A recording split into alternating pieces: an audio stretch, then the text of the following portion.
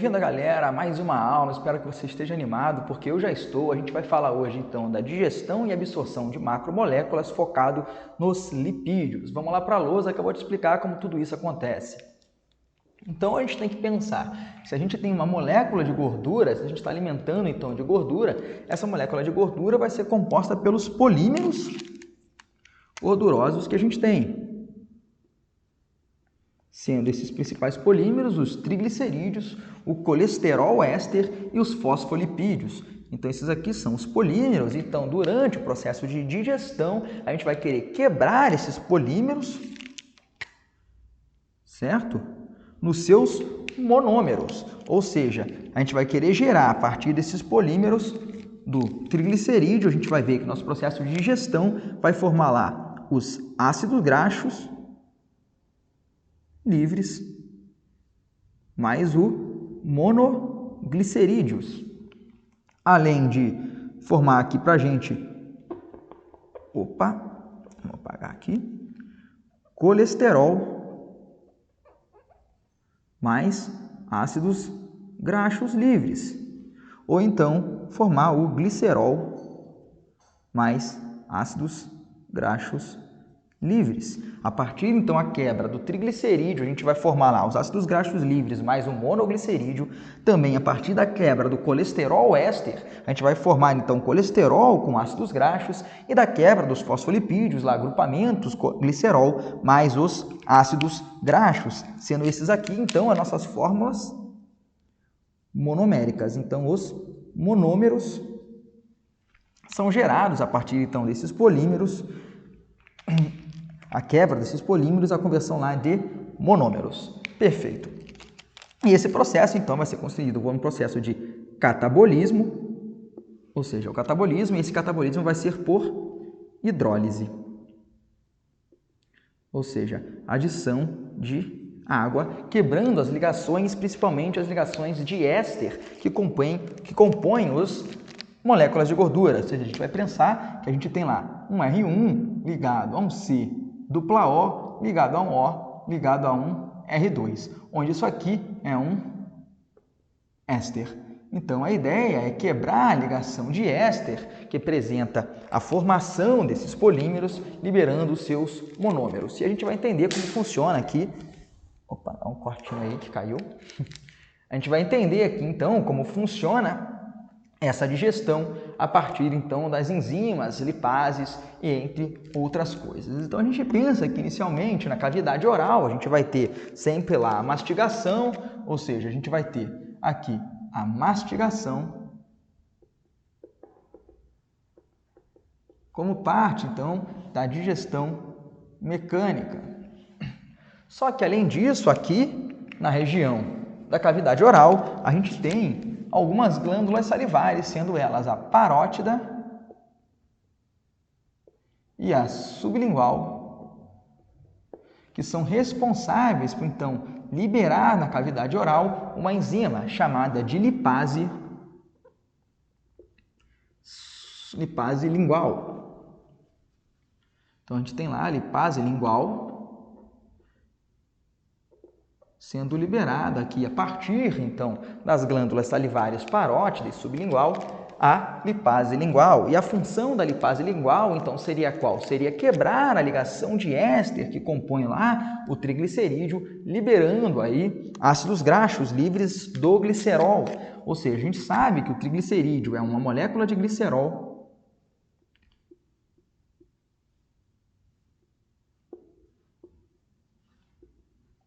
ligada, então, ao ácido graxo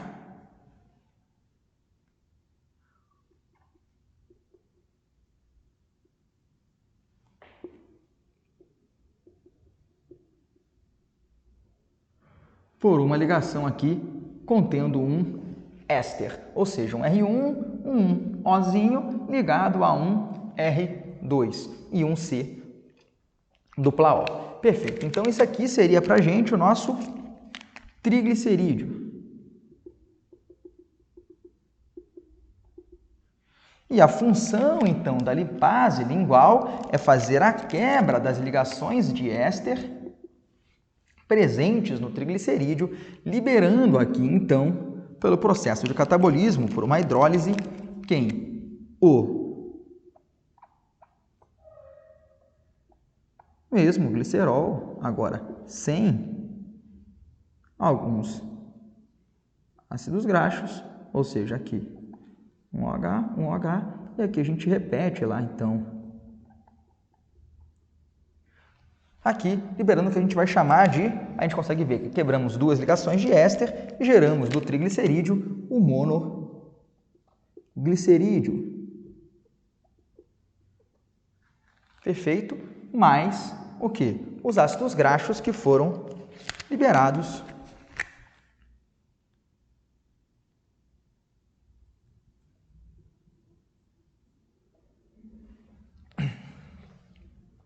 a partir da quebra da ligação de éster pela lipase lingual.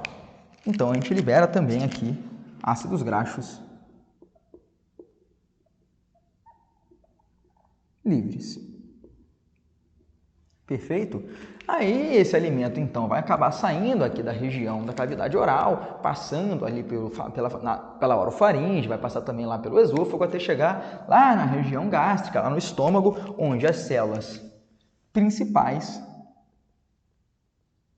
lá no corpo do estômago, que era a mesma célula responsável pela secreção, por exemplo, do pepsinogênio, que faz parte, então, da digestão lá das proteínas, vai lá no vídeo de digestão de proteínas, você vai entender a função do pepsinogênio, também libera aqui pra gente essa célula principal, responsável, então, pela liberação aqui do que a gente chama de lipase gástrica. E a função, então, da lipase gástrica é a mesmíssima função que tinha lá a lipase lingual, quebrando ligações de éster, resultando aqui em alguns monoglicerídeos e ácidos graxos livres. Por quê? Porque a nossa principal, então, fonte de alimentação de gorduras são os triglicerídeos, porque o que vinha lá da nossa dieta, 90% aproximadamente é triglicerídeo, porque os animais, eles armazenam gordura principalmente em forma de triglicerídeos. Quando a gente tem lá, então, a síntese dos triglicéridos para armazenar a nossa reserva de energia em forma de gordura, a gente armazena isso em triglicerídeos. E a maior parte, então, da gordura que a gente ingere durante as nossas alimentações são gorduras de origens animais. Então, as gorduras de origem animal vão ter a sua grande parte formadas então, por triglicérides. Então, da nossa dieta, 90% do que a gente consome de gordura é triglicerídeo. Mas, se os triglicerídeos, a gente está falando aqui de ingesta de gordura, e a gente sabe que durante esse processo aqui, o nosso suco gástrico, assim também como lá a saliva, tudo isso aqui era aquoso, é um ambiente aquoso. Então, é um ambiente que não vai permitir uma boa interação entre moléculas de gordura, que são hidrofóbicas, com essas enzimas. Então, há uma pouca ação de digestão a partir de lipase lingual e lipase gástrica. Além do tempo, né? O tempo de circulação do suco gástrico e o tempo de circulação lá durante a mastigação, durante a boca, ele é menor do que o tempo que esse alimento vai permanecer, por exemplo, lá no intestino para o processo de digestão e absorção. Então, a gente pensa que a gente vai ter o início, então, dessa digestão a partir de lipase lingual e lipase gástrica, mas pela menor superfície de contato devido à questão das gorduras serem hidrofóbicas e essas enzimas estarem no ambiente aquoso, há uma pequena apenas digestão lá dos nossos 90% de triglicérides em monoglicerídeos e ácidos graxos livres. Então, para que a digestão aconteça de forma adequada, que a gente possa digerir todas, então, aquelas moléculas de gordura, a gente vai precisar de outra enzima e de um outro processo para facilitar, então, essa superfície de contato, facilitar, então, a mistura dessa substância hidrofóbica, que é a gordura, com as enzimas lá, com o suco intestinal, que a gente vai ver que é em ambiente aquoso para a ação, então, das lipases que a gente vai ver que vem lá do pâncreas. Perfeito. Então, vamos entender como isso acontece. A gente está pensando que esse alimento saiu aqui, então, lá, passando pela cavidade oral, passando pelo estômago e chegando lá no duodeno, lá na primeira porção, né, na porção proximal do intestino delgado. E aí, temos lá, aqui, a nossa gordura, né? O nosso glóbulo de gordura presente agora lá no duodeno. E aí, quando chega esse glóbulo de gordura no duodeno, ele acaba estimulando células intestinais a produzirem alguns hormônios. E que hormônios seriam esses? A gente tem lá a célula S, a gente vai ter a célula S produzindo o que a gente chama de secretina. E qual é a função da secretina? A função da secretina é aumentar a síntese da bile. E a gente vai entender para que funciona a bile. E a bile, então tem uma síntese, né, uma produção hepática e depois ela é armazenada para ser concentrada na região que a gente vai chamar de vesícula biliar. Então, a gente tem a síntese da bile. Além disso, a gente tem as células I, que produzem lá a colecistocinina, abreviada aqui por CCK. Então, a colecistocinina também vai ser estimulada lá a ser produzida na célula I duodenal, fazendo com que ela aumente a ação da secretina. Ou seja, se ela aumenta a ação da secretina, ela vai aumentar lá a capacidade da secretina de produzir a bile, de estimular a produção de bile hepática, mas ela também aumenta o quê? A liberação desta bile, porque a gente vai falar que ela faz o relaxamento do esfíncter de Oddi, a gente vai explicar o que é isso. Além disso, ela aumenta a liberação e síntese das enzimas pancreáticas. E aí a gente vai estar falando hoje aqui das enzimas pancreáticas, das lipases pancreáticas. Ou seja, a partir então da chegada da molécula de gordura na região do duodeno, vai começar a ter um estímulo para principalmente liberações de célula S e célula I duodenais, liberando lá a secretina e a colecistocinina. Então, pela secretina, o fígado vai começar a produzir em grande quantidades a bile, e a bile então vai vir lá pelos ductos direito e esquerdo hepáticos, chegando então no ducto hepático comum, e aí vai ter uma contração aqui da vesícula biliar, que é estimulada geralmente pela colecistocinina, que vai ajudar então na liberação da bile, também mandando bile concentrada aqui pelo ducto cístico, chegando no que a gente chama de ducto biliar comum ou colédoco. E aí há também o estímulo da liberação das enzimas pancreáticas aqui pela região do pâncreas, e o pâncreas vai mandar lá pelo ducto hepático, então, no ducto hepático não, me desculpa, ducto pancreático, é o pâncreas, obviamente, até chegar aqui numa região da junção do ducto pancreático, um ducto biliar comum, colédoco, que a gente vai chamar de ampola de Vater. Então, aqui na ampola de Vater, onde vai ter um esfíncter que está, então, ali impedindo a passagem dessas substâncias para dentro do duodeno. Ou seja, repetindo, a gente tem lá a produção da bile no fígado, então a bile vai vir pelos ductos direito e esquerdo hepáticos, chegando no que a gente chama de ducto hepático comum, que é a junção dos dois ductos hepáticos, o direito e o esquerdo, e vai ter uma região da bile que vai ser mandada pela vesícula biliar, onde ela era concentrada, passando pelo ducto cístico, que é o ducto que retira, então, da vesícula biliar, chegando na junção dos ductos hepático comum com o ducto cístico, chamado de ducto biliar comum, que é também conhecido como colédoco. E aí, do colédoco, ele vai descendo, essa bile vai descendo, se juntando com as secreções que vinham do pâncreas, principalmente lá com as enzimas pancreáticas, que vinham lá do ducto pancreático, a ter a junção entre o ducto colédoco, ou seja, o biliar comum, com o ducto pancreático, que a gente vai chamar de ampola de Vater. E lá na ampola de Vater tem então um esfíncter que impede a passagem dessas substâncias para dentro do duodeno, lá para a desembocadura, lá na papila duodenal maior, né? E esse esfíncter é o esfíncter de Oddi. Então a gente tem aqui o esfíncter de Oddi, certo? Beleza. Então, se a gente tem o esfíncter de Oddi, a gente vai ter então a colecistocinina para liberar essa bile, auxiliando na contração aqui da vesícula biliar, assim como o relaxamento do esfíncter de Oddi, para permitir, então, agora a liberação dessas substâncias aqui na papila duodenal maior, no duodeno. Então, vai sair daqui o que para a gente? A gente tem que pensar que vai sair daqui tanto a bile quanto as enzimas pancreáticas. Perfeito? Então, qual é a função da bile? A função da bile é emulsificar a gordura. Então, o que seria emulsificar a gordura? Seria misturar duas coisas que geralmente não se misturam, ou seja, a gordura com a água ela não se mistura, mas se a gente pega e faz então gerar uma energia, essa energia vai acabar facilitando com que há uma mistura por um determinado período de tempo. Se você aí é craque em churrasco, você já fez lá então aquele vinagrete, e o vinagrete é o quê? É você pegar lá o azeite, que é uma gordura, misturar lá com o vinagre, que é álcool também, e também é aquoso, e aí você vai bater, até que então misture lá aquela água do vinagre com o azeite, formando lá o seu molho vinagrete para o seu churrasco. Isso aí seria então uma emulsificação, que vai ser a função aqui da bile neste processo. Por quê? A bile é dividida em dois componentes. A bile é dividida tanto em alguns fosfolipídios, como também no que a gente vai chamar de sais biliares. E aí, o principal fosfolipídio que a gente tem lá, por exemplo, lá na bile é a lecitina. Então, a gente tem a lecitina sendo um fosfolipídio, enquanto a gente tem lá nos sais biliares. E o que seria o sal biliar? O sal biliar é a junção de ácidos biliares, ou seja, ácidos biliares,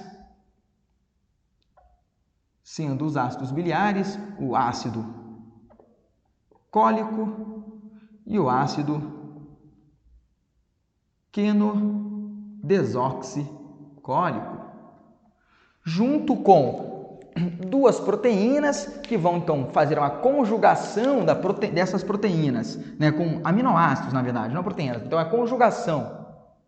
Vou dar uma voltada aqui rapidinho, tá?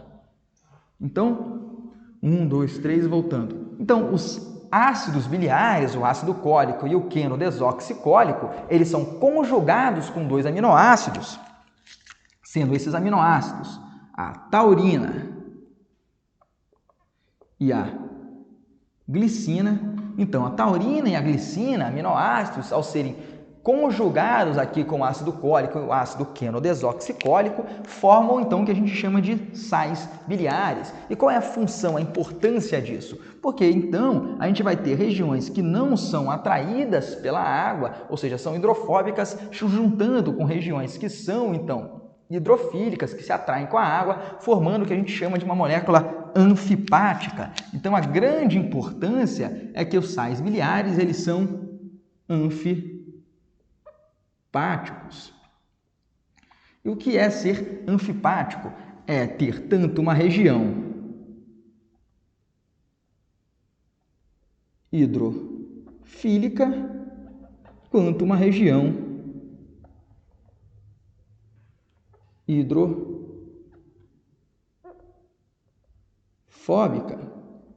ou seja, ela tanto se atrai com a água quanto expele da água. E é isso que vai permitir a emulsificação a partir da bile. Então, a gente tem que pensar que a primeira ação vai ser da lecitina. Então, a lecitina age primeiro, envolvendo aqui, por ser então uma molécula de fosfolipídio, ela tem atração por essa gordura, por esse glóbulo de gordura, e aí então há uma involução, envoltório, né? Um envoltório, vou ter que cortar, eu me enrolei isso aqui. Então, o que acontece? Primeiro age a lecitina, porque então é um fosfolipídio, então tem atração a essa molécula de gordura e consegue envolver toda essa molécula de gordura, envolvendo tudo com a bile e deixando então exposto quem? Os sais biliares. Por quê? Os sais biliares vai ter uma região desse sal biliar que vai chegar aqui e vai se associar onde? O que acontece? Nessa região mais interior vai estar se associando lá ao fosfolipídio dessa bile, que está conectado à molécula de gordura, porque tem atração à molécula de gordura. Enquanto na parte exterior vai ser a parte, então, hidrofílica, que vai ter atração para o ambiente aquoso lá do quimo intestinal, porque a gente vai pensar que se a gente tem aqui o quimo intestinal, a gente tem aqui, então, o quimo intestinal, né, o nosso suco intestinal, onde isso aqui precisa, então, adentrar no processo que a gente vai chamar de emulsificação. Então, é assim que acontece a emulsificação.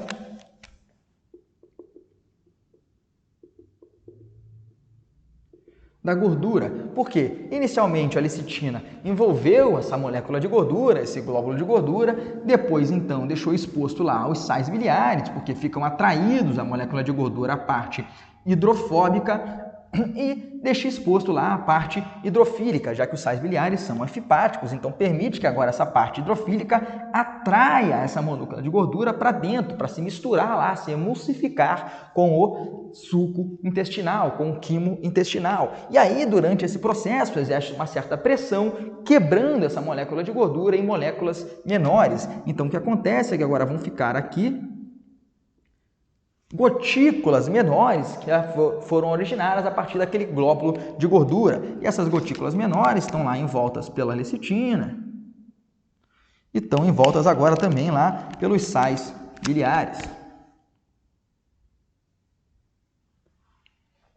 Certo?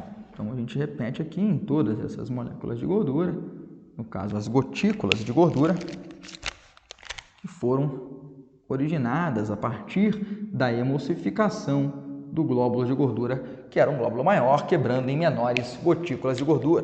E aqui, então, vai estar o quê? Vai ter as nossas queridas enzimas pancreáticas, já que as enzimas são hidrossolúveis, vai estar cheio de enzima pancreática lá no nosso quimo intestinal.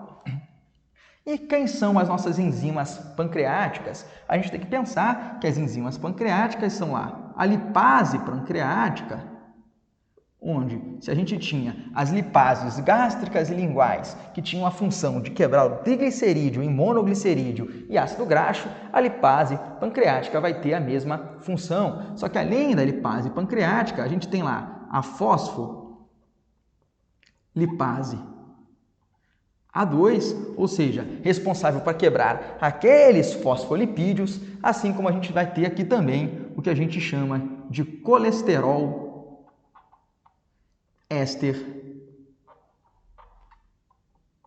hidroliase, ou seja, que vai fazer responsável pela hidrólise do colesterol éster, liberando lá colesterol e ácido graxo. Então a gente vai pensar que a gente vai ter pela lipase pancreática, este mesmo processo, e pela fosfolipase, então a gente tem lá um fosfolipídio, que seria então esse glicerol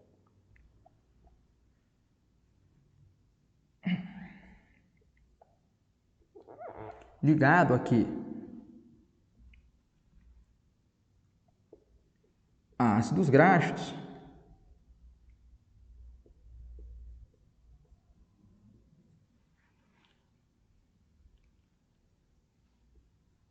mas ligado aqui a um grupamento fosfato, certo? Então esse aqui seria o nosso fosfolipídio, e se a gente tem o fosfolipídio, essa vai ter a quebra das ligações de éster, liberando aqui para a gente ácidos graxos livres e um grupamento glicerol lá perfeito. Então a gente tem também o que? O nosso colesterol éster,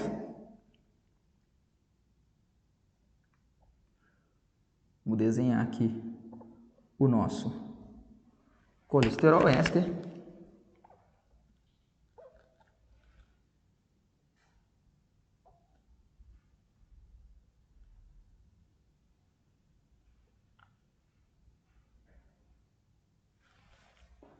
Então a gente tem aqui uma molécula de colesterol que é conectada ao nosso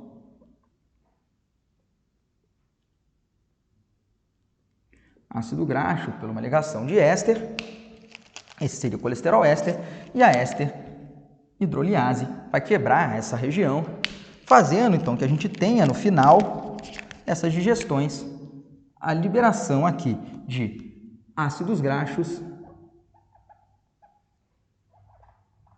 livres e principalmente também aqui moléculas de colesterol.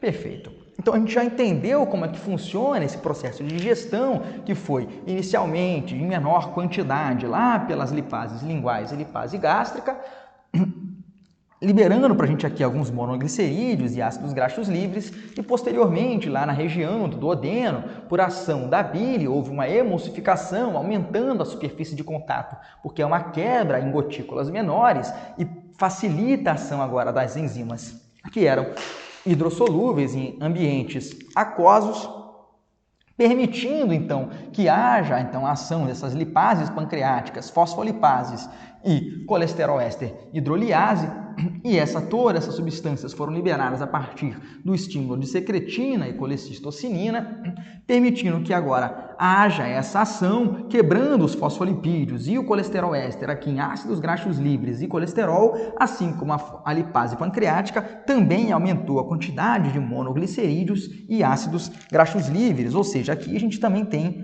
a quantidade aumentada de monoglicerídeo. Perfeito? E além da ação, então, das lipases, havia a ação de algo que a gente chama de colipase. Então, para facilitar o processo de ação das lipases, há a junção nessa gotícula menor de uma colipase. Essa colipase vai facilitar, então, a ação lá das lipases pancreáticas, seja a lipase pancreática, a fosfolipase ou a colesterol éster hidrolase. Eu pego aqui e a gente continua. Voltando. Então, perfeito. A gente tem que entender que a gente fez, então, já o processo de catabolismo, quebrando lá os nossos polímeros nos monômeros que a gente desejava. O que acontece é a gente vai ter que pensar como que é essa absorção. Mas o corpo aproveita, então, neste momento para a gente absorver micronutrientes que têm a necessidade de ação a partir de lipídios. Então, o corpo vai aproveitar, então, esse processo de absorção de gorduras para absorver micronutrientes lipossolúveis. E que micronutrientes seriam esses? Seriam lá, para a gente, as nossas vitaminas lipossolúveis, ou seja, aqui terão as vitaminas lipossolúveis que a gente consome sendo aproveitadas para serem absorvidas junto com as moléculas de gordura. E quem seriam elas? Seriam a vitamina A, a vitamina D, a vitamina E e a vitamina K, que são as vitaminas lipossolúveis. Então, o organismo vai fazer uma junção dos monômeros obtidos a partir da digestão com as vitaminas lipossolúveis em uma única molécula de gordura. Então, vai aparecer para a gente aqui uma molécula de gordura, onde tem aqui os monômeros, ou seja, aqui os monômeros, e também as vitaminas lipossolúveis. E essa molécula tem um nome específico. Que nome seria esse? Então, essa aqui, para a gente, é a micela. Então, é gerada no final do processo de digestão a micela, onde contém as vitaminas lipossolúveis e os monômeros obtidos a partir da digestão dos polímeros de gordura. E por ser, então, uma molécula de gordura, por ser lipossolúvel, ele consegue ser absorvida facilmente, consegue, então, ultrapassar lá a barreira da membrana plasmática, que é a lipídica, dos enterócitos, que são as células responsáveis lá pela absorção no intestino. Então, isso aqui facilmente consegue adentrar o enterócito e a gente vai ter lá a micela no enterócito, lá absorvida com os seus monômeros e também os seus vitaminas lipossolúveis. O que acontece é que dentro da micela há também os sais biliares. Então a gente tem aqui também os sais biliares. E esses sais biliares, eles são reabsorvidos pela circulação apagar aqui para escrever de novo, enterohepática. Ou seja, ele vai voltar lá para o fígado, 94% aproximadamente desses sais biliares, para serem reutilizados na síntese da bile. Perfeito. E aí, o resto, então, lá é absorvido. Lá a gente tem lá os nossos monômeros e nossas vitaminas lipossolúveis dentro do enterócito. E aí, o que a gente tem que pensar? A gente vai ter que pensar que a gente vai ter que passar o quê? O que o corpo faz? Para transportar esses lipídios no sangue, né? Para transportar esses lipídios pelo corpo, a gente vai acabar ressintetizando todo aquele processo que a gente fez de quebra para armazenar tudo em uma única molécula. E como isso é realizado? É realizado porque, inicialmente, essas monômeros e vitaminas lipossolúveis passam pelo retículo endoplasmático liso. E no retículo endoplasmático liso vai ter a reconstrução dos monômeros, onde esses monômeros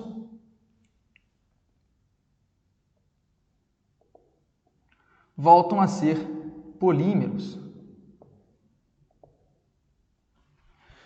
E aí, depois eles vão passar pelo retículo endoplasmático agora rugoso, onde tem a presença lá de ribossomos e faz síntese proteica, gerando a produção de uma proteína, que é a chamada de apoproteína B48. Então, vai ser produzida lá a apoproteína B48, aqui pelo retículo endoplasmático rugoso, depois, por último, isso tudo passando lá pelo complexo de Golgi, que é uma outra organela que faz, então, a compactação, o empacotamento de todas essas substâncias em uma molécula, em uma grande molécula. E essa grande molécula, então, aqui no final, vai ser uma molécula de gordura que nela a associação de uma proteína, e onde nessa molécula de gordura houve a ressíntese dos polímeros, ou seja, a gente vai ter aqui triglicerídeos, fosfolipídios, vai ter colesterol e também colesterol éster, assim como também vitaminas lipossolúveis. Mas a ideia é que a gente ressintetiza aqueles polímeros anteriormente digeridos. E que proteína seria essa aqui? Seria então a ApoB48, a apoproteína B48. E essa molécula, então, a gente consegue ver que ela é uma molécula lipídica com proteína. Então, isso é chamado de lipoproteína. Então, essa é uma lipoproteína. E é uma lipoproteína que foi originada a partir da nossa dieta. Então, é uma lipoproteína exógena, que é a nossa única lipoproteína exógena que circula no corpo, que é chamada, então, de um nome especial, que é conhecida como quilomicron. Então, o quilomicron é a nossa lipoproteína exógena que foi obtida a partir da digestão e absorção das gorduras da dieta. E ela está associada à proteína ApoB48. E, por ser uma molécula de gordura, né, é uma molécula muito grande. Essa molécula grande não tem facilidade para ser absorvida lá diretamente pela corrente sanguínea. Então, ela vai ser absorvida aqui pelos vasos linfáticos. Então, ela vai ser absorvida lá pelos vasos linfáticos,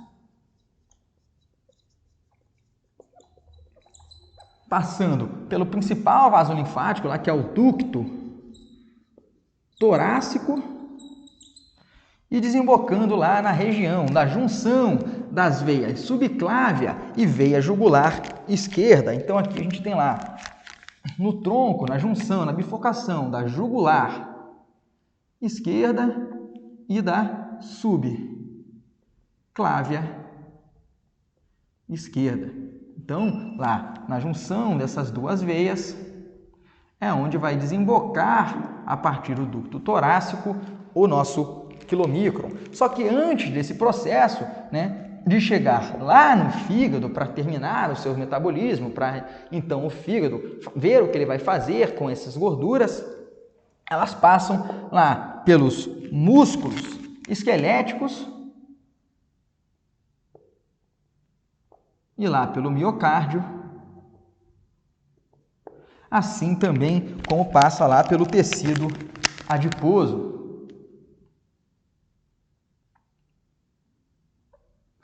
E qual a importância de passar, então, pelo tecido adiposo e pelo músculo esquelético e pelo miocárdio. É porque nesta região há a presença de uma enzima. E essa enzima é chamada de lipase lipoproteica. Ou seja, ela faz a quebra de uma lipoproteína, liberando aqui, principalmente, se a gente tem que o quilomicron ele é 90% triglicerídeos, já que na nossa dieta a gente tinha 90% de triglicérides. Então ele quebra principalmente os triglicerídeos em quê? Em glicerol e ácido graxo livre, porque a função é liberar o ácido graxo livre para ser utilizado por quem? Pelo tecido adiposo e ser utilizado aqui pela musculatura do coração, lá o miocárdio, e pela musculatura esquelética. Por quê? A gente viu lá, se você não lembra, lá na lipogênese, na síntese dos triglicéridos, o tecido adiposo fazia a síntese dos triglicéridos utilizando os ácidos graxos da dieta, porque ele não era capaz de sintetizar ácidos graxos. Então aqui vai ser utilizado na lipogênese.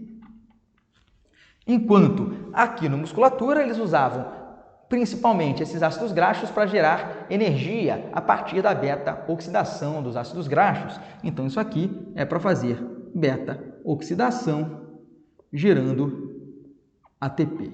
E aí o que sobra desse produto aqui da ação da lipase lipoproteica acaba chegando até o tecido hepático para a gente ter então a formação de uma nova lipoproteína, então a lipoproteína endógena chamada de VLDL. E aí isso aqui vai ser distribuído para os processos metabólicos dependentes de gordura. E para você entender melhor como funciona todo esse metabolismo das lipoproteínas, assiste lá o nosso vídeo de metabolismo de lipoproteínas. E essa então foi a digestão e absorção de gordura, de lipídios. Eu espero que você tenha entendido e muito obrigado. Muito obrigado, galera, por ter ficado comigo aqui até o final. Eu espero que você tenha gostado e entendido da digestão das macromoléculas dos lipídios, também a sua absorção. Se você entendeu, se você gostou, se inscreve aqui no nosso canal. Se você ainda não é inscrito, também clica no joinha, clica no gostei, também no sininho para não perder nenhum dos nossos vídeos. Deixa também aqui um comentário, o que você acha que a gente precisa melhorar. Muito obrigado e até nossos próximos vídeos e próximas aulas.